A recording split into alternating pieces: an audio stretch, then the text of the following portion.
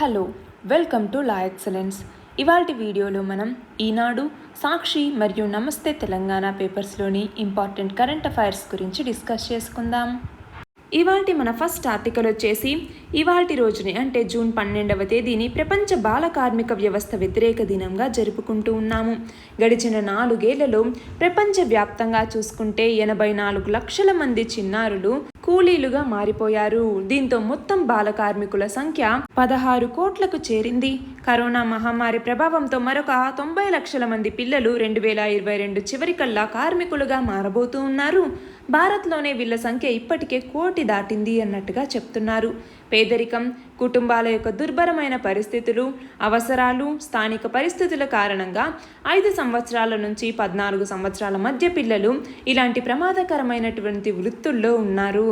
బాల కార్మిక వ్యవస్థ వ్యతిరేక దినోత్సవాన్ని పురస్కరించుకుని అంతర్జాతీయ కార్మిక సంస్థ ILO అంటాము, ఇది అలాగే ఐక్యరాజ్య సమితి బాలల నిధి అంటే యూనిసెఫ్, ఇవి రెండూ కలిసి విడుదల చేసినటువంటి ఒక అధ్యయన నివేదిక చెప్తున్నటువంటి వాస్తవం ఇదంతా. అయితే ఇలాంటి చిన్నారులు అంటే వాళ్ళ మీద శ్రమ భారం అన్నటువంటిది వైరస్ కన్నా ఎక్కువ నష్టాన్ని కలుగజేస్తుంది. కరోనా వ్యాప్తి అనేది తల్లిదండ్రులతో పాటు పిల్లలు కూడా పనులకు వెళ్లాల్సిన దుస్థితిని తీసుకొచ్చింది. యూనిసెఫ్ మార్గదర్శకాల ప్రకారం 18 సంవత్సరాల వరకు పిల్లల మీద ఎలాంటి ఒత్తిళ్లు కూడా ఉండకూడదు. వాళ్ళు విధిగా చదువుని అభ్యసిస్తూ యథేచ్ఛగా జీవించాలి. వ్యవసాయం, వ్యాపారాల్లో కుటుంబ సభ్యులకి సహాయకారులుగా ఉండాలే తప్ప కార్మికుల్లో ఒకళ్ళగా మారకూడదు అన్నట్టుగా యూనిసెఫ్ చెప్తోంది. అయితే వాస్తవ పరిస్థితులు మాత్రం దీనికి భిన్నంగా ఉన్నాయి. కోట్ల మంది బాలబాలికలు 5 ఏళ్ల నుంచే చాలా పనుల్ని చేయాల్సి వస్తోంది. మిగిలిన దేశాలతో పోలిస్తే భారతదేశంలో ఈ ప్రభావం అనేది ఎక్కువగా ఉంది. వ్యవసాయ ఆధారిత దేశం కావటంతో పిల్లలు తల్లిదండ్రులతో పాటు పొలం పనులకు వెళ్తూ ఉన్నారు. ఇది వాళ్ళ యొక్క విద్య మీద కూడా ప్రభావం చూపిస్తోంది అన్నట్టుగా చెప్తూ ఉన్నారు. ఇప్పటికీ మన దేశంలో 23% మంది ప్రజలు నిరక్షరాస్యులుగానే ఉన్నారు. వీళ్ళలో బడి ఏడు పిల్లలే సగానికి పైగా ఉన్నారు. తల్లిదండ్రులతో పనులకు వెళ్తూ అదనపు ఆదాయం కోసం పిల్లల్ని కూడా వాళ్ళ వెంట తీసుకెళ్లిపోతూ ఉన్నారు. సంచార జాతులు, వలస కార్మికుల కుటుంబాల్లో ఈ పరిస్థితి అనేది మరీ దయనీయంగా ఉంది అన్నట్టుగా ఇక్కడ చెప్తున్నారు. చిన్నారుల యొక్క స్వేచ్ఛని, హక్కుల్ని బాల కార్మిక వ్యవస్థ అనేది హరిస్తోంది. చదువులకు దూరమై వీళ్ళంతా కూలీలుగా కొనసాగటం వల్ల వాళ్ళ జీవితం మీద ఇది దీర్ఘకాలికమైనటువంటి ప్రతికూల ప్రభావం అనేది పడుతుంది. చాలామంది జీవితాంతం నిరక్షరాస్యులుగానే మిగిలిపోతూ ఉన్నారు. ఇది మళ్ళీ పేదరికానికి దారితీస్తుంది. ఇలాంటి బాల కార్మిక వ్యవస్థను నిర్మూలించడానికి కేంద్ర, రాష్ట్ర ప్రభుత్వాలు, స్వచ్ఛంద సంస్థలు సంయుక్తంగా కృషి చేయాలి. ప్రజల్ని కూడా ఇందులో భాగస్వాములుగా చేయాలి. కౌమార దశ వచ్చే వరకు కూడా పిల్లల్ని తప్పనిసరిగా పాఠశాలకు పంపించేలాగా చర్యలు తీసుకోవాలి. అలాగే చిన్నారులతో పనులు చేయించే వాళ్ళని కఠినంగా శిక్షించాలి. పిల్లలు తమ యొక్క ఇళ్ల వద్ద, పాఠశాలల్లో స్వేచ్ఛగా ఉండే వాతావరణాన్ని కల్పించటం అనేది అవసరం. పిల్లలు పనిచేస్తూ ఉండటం, అక్రమ రవాణా లాంటి విషయాల మీద ఫిర్యాదులు వచ్చినప్పుడు వాటిని సరిపెట్టకుండా బాల కార్మిక నిరోధక చట్టాలని ఖచ్చితంగా అమలు చేయాలి. ఈ వ్యవస్థను నిర్మూలించేందుకు బహుముఖ విధానం అనేది అవసరం.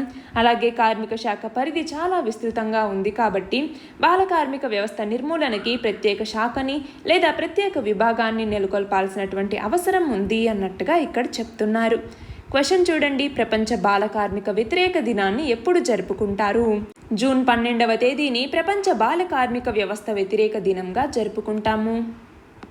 మన నెక్స్ట్ ఆర్టికల్ వచ్చేసి ఏదైతే డిజిటల్ లెండింగ్ ప్లాట్ఫామ్ లేదా DLP అంటాము, ఈ డిజిటల్ లెండింగ్ ప్లాట్ఫామ్ అన్నటువంటిది గత 3-4 ఏళ్లుగా మన దేశంలో విస్తృతంగా అందుబాటులోకి వస్తూ ఉన్నాయి. అయితే బాగా వృద్ధి చెందే వ్యాపారం కావటంతో అంకుర సంస్థలు అంటే స్టార్టప్స్ కూడా దీంట్లోకి ప్రవేశించాయి. ఇలాంటి వాటిలో ప్రముఖమైనటువంటి క్యాషీ అన్నటువంటి సంస్థ 2017వ సంవత్సరం నుంచి కూడా దాదాపు 1700 కోట్ల రూపాయల రుణాలని ఇవ్వటం జరిగింది. 25 ఏళ్లలోపు యువతే తమ ప్రధాన ఖాతాదారులు. వాళ్ళు తీసుకునే సరాసరి 35,000 నుంచి 40,000 వరకు ఉంది అన్నట్టుగా క్యాషీ అన్నటువంటి సంస్థ చెప్తోంది. దాదాపు 70 కోట్ల మంది అంతర్జాల వినియోగదారులు ఉన్నటువంటి భారత్ అన్నటువంటిది అంతర్జాతీయ కంపెనీలకి కూడా అంతే బాగా కలిసి వస్తుందన్నమాట. అందుకే విదేశీ కంపెనీలు కూడా మన దేశంలో భారీగా పెట్టుబడులు పెట్టి యాప్ల ద్వారా ఎక్కువ మందికి రుణాలు ఇస్తూ ఉన్నాయి. అయితే ప్రపంచ బ్యాంకు లెక్కల ప్రకారం చూస్తే మన దేశ జనాభాలో కేవలం 10% మాత్రమే బ్యాంకులు లేదా ఆర్థిక సంస్థల ద్వారా రుణం అనేది అందుతోంది. మిగిలిన వాళ్ళు అవసరాల కోసం అధిక వడ్డీలకి అప్పులు తీసుకోవాల్సి వస్తోంది.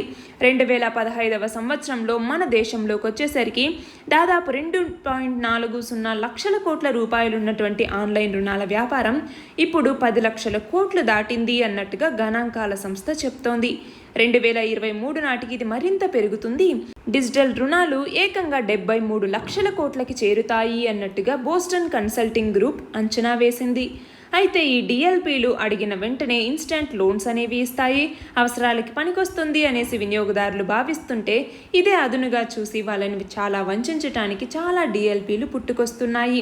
ఆర్బీఐ అనుమతి లేకుండానే ఇవి లావాదేవీలు కొనసాగించడం ద్వారా ఈ అక్రమ యాప్స్ ఏవైతే ఉన్నాయో వాటితో కోట్ల రూపాయల వ్యాపారం చేస్తూ ఉన్నారు. వీటి దగ్గర రుణాలు తీసుకున్నటువంటి వాళ్ళు ఆ అప్పులు తీర్చడానికి మరొక కంపెనీని ఆశ్రయించడం, దాన్ని తీర్చడానికి ఇంకొక చోట, అలా వాళ్ళు అప్పులో కూరుకుపోతూ ఉన్నారు. రుణ యాప్ల నిర్వహణకి వేధింపులు భరించలేక చాలామంది రుణగ్రహీతలు బలవన్మరణాలకి పాల్పడటంతో తెలంగాణ పోలీసులు కూడా దీనికి సంబంధించి దర్యాప్తు చేశారు. చైనాకి చెందినటువంటి ల్యాంబోతో పాటు 21 మందిని అరెస్టు చేయటం కూడా జరిగింది. అయితే రుణ యాప్ల మీద ఆర్బీఐ అన్నటువంటిది అప్రమత్తమై తమ యొక్క అనుమతి లేకుండా ఇష్టారాజ్యంగా వ్యాపారం చేస్తున్నటువంటి యాప్లు, అలాగే బ్యాంకింగేతర ఆర్థిక సంస్థల విషయంలో జాగ్రత్తగా లేకపోతే అవస్థలు తప్పవు అన్నట్టుగా చెప్తోందన్నమాట. అయితే దీనికి సంబంధించి మన దేశంలో ఆన్లైన్ రుణాలు, రుణ యాప్లకి సంబంధించిన వ్యవహారాల మీద అధ్యయనం చేసేందుకు ఈ ఏడాది జనవరిలో 6 సభ్యులతో కూడినటువంటి ఒక వర్కింగ్ గ్రూప్ని ఏర్పాటు చేసింది. దాని కింద ఆర్బీఐ అనుమతి ఉన్నటువంటి ఆన్లైన్ రుణ సంస్థలు, రుణ యాప్లు నిబంధనలన్నీ తప్పనిసరిగా పాటిస్తున్నాయా లేదా అని పర్యవేక్షించటం, అలాగే అనధికారికంగా ఈ వ్యాపారంలో ఉన్నటువంటి సంస్థలు, యాప్ల వల్ల ఏర్పడుతున్నటువంటి నష్టాలు లాంటి వాటిని ఈ వర్కింగ్ గ్రూప్ అధ్యయనం చేస్తుంది. ఆన్లైన్ వ్యవస్థలో ఉన్నటువంటి ఇబ్బందుల్ని, అవకతవకల్ని నియంత్రించేందుకు చేపట్టాల్సినటువంటి చర్యల గురించి సిఫార్సు చేస్తుంది. అలాగే వినియోగదారుల సమాచారానికి భద్రత కల్పించటం మీద కూడా దృష్టి సారించింది. ఈ కమిటీ సిఫార్సులని ప్రభుత్వం, ఆర్బీఐ కూడా పటిష్టంగా అమలు చేయగలిగితే ఆన్లైన్లో అప్పులు ఇచ్చేటటువంటి పర్మిషన్ లేనటువంటి సంస్థలు ఏవైతే ఉన్నాయో, ఏవైతే యాప్లు ఉన్నాయో వీటికి అడ్డుకట్ట వేయొచ్చు అన్నట్టుగా ఈ ఆర్టికల్. ఇక్కడ క్వశ్చన్ చూడండి, మన దేశంలో ఎంత శాతం మందికి మాత్రమే బ్యాంకులు లేదా ఆర్థిక సంస్థల ద్వారా రుణం అందుతోందని ప్రపంచ బ్యాంక్ తెలిపింది. ఎంతమందికి? కేవలం 10% మందికి మాత్రమే. మన నెక్స్ట్ ఆర్టికల్ వచ్చేసి తెలంగాణ రాష్ట్ర ప్రభుత్వం తొలి పీఆర్సీ అమలుకి ఉత్తర్వులను జారీ చేయటం జరిగింది. దీంతో మొత్తంగా తెలంగాణ రాష్ట్రంలో ఉన్నటువంటి 9.21 లక్షల మంది ప్రభుత్వ ఉద్యోగులు, టీచర్లు, పెన్షనర్లు, కాంట్రాక్ట్, అవుట్సోర్సింగ్, అలాగే ఇతర ఉద్యోగులకి ఇది ప్రయోజనం కలిగించబోతోంది. దీని కింద కొత్త మూల వేతనం 7.28% డిఏ, హెచ్ఆర్ఏ, ఇతర అలవెన్స్ని కలిపి కొత్త వేతనాన్ని ఇస్తూ ఉన్నారు. అలా ప్రభుత్వ ఉద్యోగుల మూల వేతనం కనీసం 19,000, గరిష్టంగా 1,62,070 రూపాయలుగా ఉంది అన్నట్టుగా ఇక్కడ చెప్తూ ఉన్నారు. అయితే ఇక్కడ గ్రాట్యుటీ కూడా 12 లక్షల నుంచి 16 లక్షలకి పెంచారు. జీతాలు, ఇతర సౌకర్యాల విషయంలో కేంద్ర ప్రభుత్వ ఉద్యోగులతో పోలిస్తే తెలంగాణ రాష్ట్ర ఉద్యోగులు మెరుగైనటువంటి స్థితిలో ఉన్నారు అన్నట్టుగా ఇక్కడ చెప్తూ ఉన్నారు. ఉద్యోగుల వేతనాల కోసం రాష్ట్ర ప్రభుత్వం జీఎస్డిపిలో మొత్తం 4.8% ఖర్చు చేస్తోంది. పీఆర్సీ నివేదిక ప్రకారం 2017-18 ఆర్థిక సంవత్సరంలో ఉద్యోగుల వేతనాలు, పెన్షనర్ల పెన్షన్ల కోసం సుమారు 35,280 కోట్ల రూపాయలని తెలంగాణ ఖర్చు చేసింది. దేశంలో ఉద్యోగులకి అత్యధిక వేతనాలు ఇస్తున్నటువంటి రాష్ట్రంగా కేరళ నిలిచింది. దేశ రాజధాని ఢిల్లీలో కూడా కనీస వేతనం చాలా తక్కువగా ఉంది. తెలంగాణలో కనీస వేతనం 19,000గా ఉంటే కేంద్ర ప్రభుత్వ ఉద్యోగుల కనీస వేతనం 18,000 మాత్రమే. అయితే కేరళలోకి వచ్చేసరికి 23,000గా ఉంది. ఢిల్లీలో కనీస వేతనం 16,681గా ఉంది.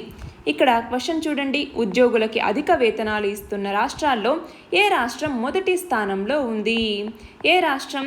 కేరళ అన్నటువంటిది మొదటి స్థానంలో ఉంది. రెండవ స్థానంలోకి వచ్చేసరికి తెలంగాణ అన్నటువంటిది రెండవ స్థానంలో నిలిచింది.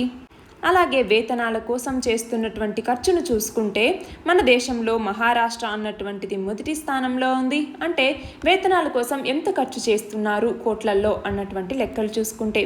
రెండవ స్థానంలో కేరళ ఉంది, మూడవ స్థానంలో పంజాబ్ ఉంది, నాలుగవ స్థానంలో తెలంగాణ, ఐదవ స్థానంలో ఆంధ్రప్రదేశ్ ఉన్నాయి. అయితే కనీస వేతనాలకి సంబంధించి మొదటి స్థానంలో కేరళ, రెండవ స్థానంలో తెలంగాణ ఉంటే మూడవ స్థానంలో కేంద్రం ఇచ్చేటటువంటి ఆ జాబ్స్ అనేవి ఉన్నాయి. నాలుగవ స్థానం కర్ణాటక, 5 ఢిల్లీ, 6 తమిళనాడు, 7వ స్థానంలోకి వచ్చేసరికి ఆంధ్రప్రదేశ్ అనేది ఉంది. మన నెక్స్ట్ ఆర్టికల్ వచ్చేసి IIP index of industrial production లేదా పారిశ్రామిక ఉత్పత్తి సూచి అంటాము. దీనికి సంబంధించి కిందటి ఏడాది జూన్ నెలలో కోవిడ్ వ్యాప్తి వల్ల పూర్తిస్థాయి లాక్డౌన్ అనేది అమలవ్వటంతో ఐఐపి గణాంకాల్ని విడుదల చేయలేదు. కోవిడ్-19కి సంబంధించి రెండవ దశ వ్యాప్తిని నియంత్రించేందుకు ఈసారి ఏప్రిల్ నుంచే రాష్ట్రాలు పాక్షిక లాక్డౌన్ని విధించాయి. దీంతో ఇప్పుడు కూడా పారిశ్రామిక ఉత్పత్తి మీద ప్రభావం అనేది పడింది. నేషనల్ స్టాటిస్టికల్ ఆఫీస్ ఇది ministry of statistics and programme implementation కింద ఉంటుంది. ఇది ఇండెక్స్ ఆఫ్ ఇండస్ట్రియల్ ప్రొడక్షన్ని ప్రతి మంత్ కూడా పబ్లిష్ చేయటం జరుగుతుంది.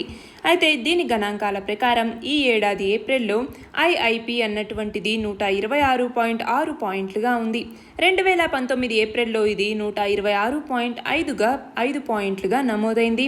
2020 ఏప్రిల్లో పారిశ్రామిక ఉత్పత్తి 53.7% మేర క్షీణించింది అన్నట్టుగా ఇక్కడ చెప్తూ ఉన్నారు. 2020 ఇదే నెలతో పోలిస్తే ఈ ఏడాది ఏప్రిల్లో అంటే 2021 ఏప్రిల్లో పారిశ్రామికోత్పత్తిలో 134% వృద్ధి ఉంది అన్నట్టుగా చెప్తూ ఉన్నారు. అంటే ఎందుకు 2020 ఏప్రిల్లో ఉత్పత్తి అనేది క్షీణించటం దీనికి కారణం అన్నట్టుగా చెప్తూ ఉన్నారు. అయితే 2019 ఏప్రిల్తో పోలిస్తే మాత్రం పారిశ్రామిక ఉత్పత్తి వృద్ధిలో పెద్దగా మార్పు లేదు అన్నట్టుగా ఇక్కడ చెప్తూ ఉన్నారు. ఇక్కడ క్వశ్చన్ చూడండి, పారిశ్రామిక ఉత్పత్తి సూచీని ఎవరు విడుదల చేస్తారు? National statistical office. ఇది ministry of statistics and programme implementation కింద పనిచేస్తుంది. మన నెక్స్ట్ ఆర్టికల్ వచ్చేసి చైనా రోవర్ అయినటువంటి జురాంగ్ అన్నటువంటిది కొన్ని చిత్రాల్ని పంపించటం జరిగింది. ఈ చిత్రాల్లో ఎరుపు వర్ణంలో అంగారకుడి ఉపరితలం అనేది కనిపిస్తోంది. రాళ్ళు, దుమ్ము కూడా ఈ ఫోటోల్లో కనపడుతోంది అన్నట్టుగా ఇక్కడ చెప్తూ ఉన్నారు. అయితే ల్యాండింగ్ వేదికకు 10 మీటర్ల దూరంలో ఉన్నటువంటి ఒక కెమెరాని ఈ జురాంగ్ అనేది ఉంచటం జరిగింది. దాని సహాయంతోనే ఈ ఫోటోలు తీసింది. అయితే ల్యాండర్తో రోవర్ దిగినటువంటి సెల్ఫీ చిత్రాల్ని కూడా చైనా విడుదల చేసింది. అయితే ఇప్పుడు ఈ రోవర్ జురాంగ్ ఏదైతే ఉందో దానిని ఎందులో భాగంగా ప్రయోగించారు? తియాన్వెన్ వ్యోమనౌకని గత ఏడాది చైనా ప్రయోగించింది. అందులో భాగంగా అంగారకుడి మీద జీవం ఉనికి ఉందా లేదా అని తెలుసుకునేందుకు ఆర్బిటార్ని, ల్యాండర్ని మరియు రోవర్ని కూడా ఇందులో భాగంగా ప్రయోగించటం జరిగింది. ఇది మాత్రమే కాకుండా తియాన్హే అనే అంతరిక్ష కేంద్రాన్ని కూడా చైనా నిర్మించబోతోంది. దీనిని 2022 చివరి నాటికి పూర్తి చేయాలి అని లక్ష్యంగా పెట్టుకుంది. దీనికి సంబంధించినటువంటి సామాగ్రిని పంపించడానికి కూడా ప్రయోగాలు అనేవి జరుపుతోంది. రీసెంట్గా 4 వ్యోమనౌకల్ని అక్కడికి పంపించటం జరిగింది దానికి సంబంధించిన సామాన్లతో. ఇక్కడ క్వశ్చన్ చూడండి, అంగారకుడి మీద జీవం ఉనికిని తెలుసుకునేందుకు జురాంగ్ రోవర్తో పాటు ఆర్బిటార్ మరియు ల్యాండర్లని చైనా ఏ వ్యోమనౌక ద్వారా ప్రయోగించింది? ఏ వ్యోమనౌక? తియాన్వెన్ 1 అన్నటువంటి వ్యోమనౌక ద్వారా దీన్ని ప్రయోగించింది. మన నెక్స్ట్ ఆర్టికల్ వచ్చేసి కౌలు రైతులకి పంట సాగుదారు హక్కు పత్రాల్ని జారీ చేసేటటువంటి కార్యక్రమాన్ని ఏపీ ప్రారంభించింది. ఇది జూన్ 11 నుంచి జూన్ 30వ తేదీ వరకు ఈ క్యాంపెయిన్ అన్నది కొనసాగుతుంది. భూ యజమానులకి నష్టం కలగకుండా కౌలు రైతులకి ఈ పంట సాగుదారు హక్కుల పత్రాల్ని జారీ చేస్తున్నారు. అయితే దీన్ని ఈ నెల 30 తేదీ వరకు కొనసాగిస్తారు. రైతు భరోసా కేంద్రాల వద్ద ఈ మేళాన్ని నిర్వహిస్తూ ఉన్నారు. పంట సాగుదారు హక్కు పత్రాల చట్టం ఏదైతే ఉందో ఆ చట్టం అమల్లోకి వచ్చిన తర్వాత గత 2 ఏళ్ల నుంచి కూడా ఈ హక్కు పత్రాలని జారీ చేస్తూ ఉన్నారు. 2021-22కి సంబంధించి వ్యవసాయ సీజన్కి కొత్తగా మరొక 5 లక్షల మందికి వీటిని జారీ చేయాలి అన్నట్టుగా నిర్ణయించటం జరిగింది. దానికి సంబంధించి ఇదిగో ఎంతమంది ఉన్నారు అన్నట్టుగా మొత్తం కౌలుదారులు ఎంతమంది ఉన్నారు, మొత్తం 5 లక్షల మందికి ఈసారి ఇవ్వాలి అన్నట్టుగా నిర్ణయించటం జరిగింది.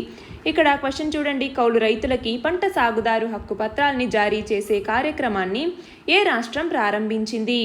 ఏ రాష్ట్రం? ఆంధ్రప్రదేశ్.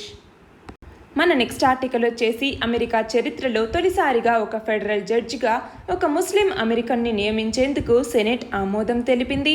న్యూజెర్సీ జిల్లా హైకోర్టుకి పాకిస్తానీ అమెరికన్ అయినటువంటి జహీద్ ఖురైషీ నియామకాన్ని సెనెట్ ఆమోదించింది. ప్రస్తుతం న్యూజెర్సీ జిల్లాలో మెజిస్ట్రేట్ జడ్జిగా ఉన్నటువంటి ఈమె జిల్లా కోర్టు జడ్జిగా బాధ్యతల్ని చేపట్టబోతోంది. ఇక్కడ క్వశ్చన్ చూడండి, న్యూజెర్సీ జిల్లా కోర్టు జడ్జిగా బాధ్యతలు చేపట్టనున్నటువంటి తొలి ముస్లిం అమెరికన్ ఎవరు? జహీద్ ఖురైషీ.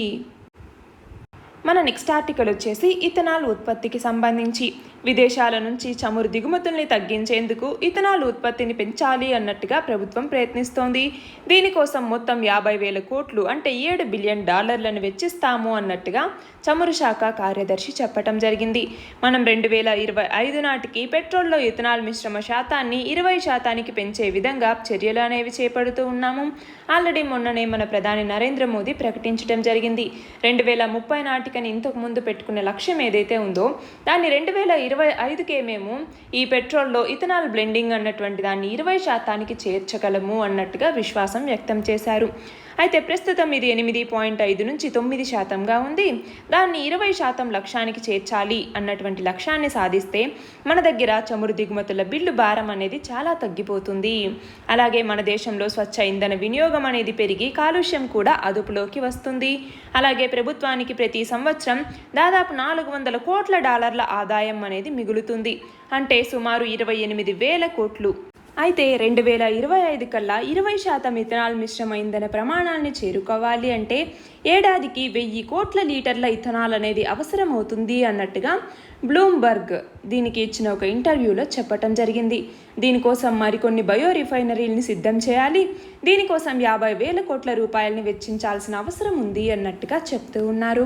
ప్రస్తుతం చాలా వరకు కూడా మొలాసిస్ నుంచే ఈ ఇథనాల్ని ఉత్పత్తి చేస్తున్నారు. మిగిలినటువంటి మార్గాలు కూడా అంటే గింజల ద్వారా ఇలా కూడా ఇథనాల్ని ఉత్పత్తి చేయాలి అనుకుంటున్నాము అన్నట్టుగా ఇక్కడ చెప్తున్నారు. ఇక్కడ క్వశ్చన్ చూడండి, పెట్రోల్లో ఇథనాల్ మిశ్రమ శాతాన్ని 20%కి ఏ సంవత్సరానికల్లా పెంచాలని లక్ష్యంగా పెట్టుకున్నారు? ఎప్పటికీ? 2025 నాటికి. మన నెక్స్ట్ ఆర్టికల్ వచ్చేసి G7 సదస్సు అన్నటువంటిది నైరుతి ఇంగ్లాండ్లోని కార్బిస్ బే రిసార్ట్లో ప్రారంభమైంది. పోస్ట్ కోవిడ్ తర్వాత జరుగుతున్నటువంటి ఈ సదస్సులో ఈ మహమ్మారి నుంచి మనం పాఠాలు నేర్చుకోవాలి అన్నట్టుగా ప్రపంచ దేశాలకి బ్రిటన్ ప్రధాని బోరిస్ జాన్సన్ ఉపన్యాసం చేయటం జరిగింది. అలాగే గత 18 నెలల్లో చేసినటువంటి పొరపాట్లని 2008 నాటి ఆర్థిక మాంద్యం సమయంలో చేసినటువంటి తప్పుల్ని మళ్ళీ పునరావృతం చేయొద్దు అన్నట్టుగా చెప్పటం జరిగింది.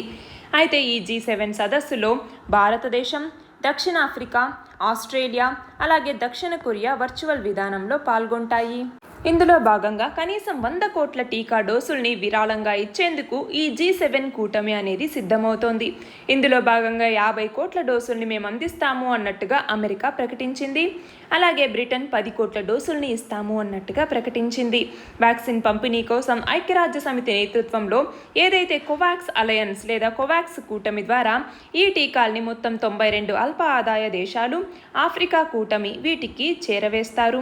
ఇక్కడ క్వశ్చన్ చూడండి, G7 సదస్సు ఎక్కడ జరుగుతోంది? G7లో సభ్య దేశాలేవి? ఎక్కడ జరుగుతోంది? ఇది కార్బిస్ బే అన్నటువంటి రిసార్ట్లో నైరుతి ఇంగ్లాండ్లో ఇది జరుగుతోంది. G7లో సభ్య దేశాలు ఏవి? 1 America, 2 Britain, 3 Canada, 4 France, 5 Germany, 6 Italy, 7 Japan, 8 European Union. ఇంతకుముందు యూరోపియన్ యూనియన్లో బ్రిటన్ అనేది ఉండేది. బ్రెగ్జిట్ తర్వాత బ్రిటన్ అన్నటువంటిది బయటికి వచ్చింది. దాంతో ఇప్పుడు ప్రస్తుతం 8 సభ్య దేశాలు ఈ G7లో ఉన్నాయి. మన నెక్స్ట్ ఆర్టికల్ వచ్చేసి అక్రెడిటెడ్ డ్రైవింగ్ శిక్షణకి సంబంధించి ఈ శిక్షణా కేంద్రాలకి కొన్ని తప్పనిసరి నిబంధనల్ని తీసుకొస్తూ కేంద్ర రహదారి రవాణా శాఖ అన్నటువంటిది ఉత్తర్వులు జారీ చేసింది. ఈ కొత్త నిబంధనలు జూలై 1వ తేదీ నుంచి అమల్లోకి రాబోతున్నాయి. వీటి ప్రకారం ఏంటి? ఎవరైతే అభ్యర్థులకి అత్యుత్తమ శిక్షణ ఇవ్వటానికి ప్రతి డ్రైవింగ్ శిక్షణా కేంద్రంలో కూడా సిమ్యులేటర్, ప్రత్యేకమైనటువంటి డ్రైవింగ్ టెస్ట్ ట్రాక్ అనేది ఉండాలి. అలాగే మోటార్ వాహనాల చట్టం 1988లో ఉన్నటువంటి నిబంధనల్ని అనుసరించి ఈ కేంద్రాల్లో రెమీడియల్ మరియు రిఫ్రెషర్ కోర్సులు అందుబాటులో ఉండాలి. ఈ కేంద్రాల్లో డ్రైవింగ్ పరీక్ష పూర్తి చేసిన విద్యార్థులకి లైసెన్స్ కోసం దరఖాస్తు చేసుకున్నటువంటి సమయంలో మళ్ళీ డ్రైవింగ్ టెస్ట్ అనేది నిర్వహించరు.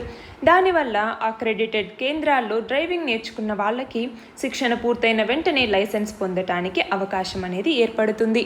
అయితే శిక్షణ సంస్థకి అక్రెడిటెడ్ అంటే గుర్తింపు అనేది పొందాలంటే ఏమేమి ఉండాలి అన్నట్టుగా ఇక్కడ ఇచ్చారు.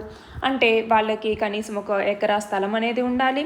ద్విచక్రాలు, త్రిచక్రాలు మరియు తేలికపాటి, మీడియం, భారీ ప్యాసింజర్, సరుకు రవాణా వాహనాలు ఇలా ప్రతి వాటిని నడపటంలో శిక్షణ ఇవ్వటానికి కేంద్రం నడపాలి అంటే కనీసం 2 ఎకరాల స్థలం అనేది ఉండాలి. 2 క్లాస్ రూమ్స్ ఉండాలి. థియరీ తరగతులు, ట్రాఫిక్ నిబంధనలు, అలాగే డ్రైవింగ్ ప్రక్రియ, వాహనం యొక్క మెకానిజం, ప్రజా సంబంధాలు, ప్రాథమిక చికిత్స ఇలాంటి విషయాల మీద పాఠాలు చెప్పేందుకు కంప్యూటర్ని, మల్టీమీడియా ప్రొజెక్టర్ని ఉపయోగించాలి. ఇలా శిక్షణ సంస్థ గుర్తింపు పొందాలంటే ఏమేమి ఉండాలి అన్నట్టుగా ఇక్కడ కండిషన్స్ని ఇవ్వటం జరిగింది. ఒక్కసారి అక్రిడిషన్ మంజూరు చేస్తే అది 5 సంవత్సరాల పాటు అమల్లో ఉంటుంది. గడువు ముగిసే ముందర 60 రోజుల ముందు అంటే 2 నెలల ముందర మళ్ళీ రెన్యువల్ చేసుకోవాలి. ఇక్కడ క్వశ్చన్ చూడండి. అక్రెడిటెడ్ డ్రైవింగ్ శిక్షణ కేంద్రాలకి తప్పనిసరి నిబంధనల్ని కేంద్ర రహదారి రవాణా శాఖ ఎప్పటి నుంచి అమల్లోకి తీసుకురానుంది? ఎప్పటి నుంచి? 2021 జూలై 1 నుంచి అమల్లోకి తీసుకురాబోతోంది. ఇవాల్టి మన లాస్ట్ ఆర్టికల్ వచ్చేసి పులిట్జర్ బహుమతి గురించి. పులిట్జర్ బహుమతిని ఏ రంగంలో ఉన్నటువంటి వాళ్ళకి ఇస్తారు? జర్నలిజం. అయితే ఈ పులిట్జర్ బహుమతిని అమెరికా పత్రిక అయినటువంటి స్టార్ ట్రిబ్యూన్ అన్నటువంటి దానికి ఈసారి వచ్చింది. ఎందుకని? గత ఏడాది అక్కడ జార్జ్ ఫ్లాయిడ్ హత్య యొక్క ఘటనను వివరిస్తూ ఇచ్చినటువంటి కథనాలకు గాను ఈ పురస్కారానికి ఎంపిక చేశారు. అలాగే అసోసియేటెడ్ ప్రెస్కి చెందినటువంటి 2 ఫోటోగ్రాఫర్లు అయినటువంటి ఎమిలో మోరేనాటి అలాగే జూలియో కార్టెజ్ వీళ్ళు కూడా పులిట్జర్ బహుమతికి ఎంపికయ్యారు. ఫ్లాయిడ్ హత్య తర్వాత నిరసనల యొక్క దృశ్యాలని అలాగే ప్రజల జీవితాల్లో కరోనా వైరస్తో నింపినటువంటి విషాదాన్ని వాళ్ళు ఫోటోలు తీయటం వల్ల ఈ పురస్కారాలు అనేవి దక్కాయి. ఇక్కడ క్వశ్చన్ చూడండి. పులిట్జర్ బహుమతి ఏ రంగానికి సంబంధించింది? ఏ రంగానికి సంబంధించింది? జర్నలిజంకి సంబంధించి పులిట్జర్ బహుమతిని ఇస్తారు. నిన్నటి క్వశ్చన్ వచ్చేసి మంగోలియా దేశ నూతన అధ్యక్షుడిగా ఎవరు ఎన్నికయ్యారు? ఎవరు? ఉక్నా కురేల్సుక్. ఈయన దేశంలో 6వ ప్రజాస్వామ్యయుతంగా ఎన్నికైనటువంటి అధ్యక్షుడిగా నిలిచారు.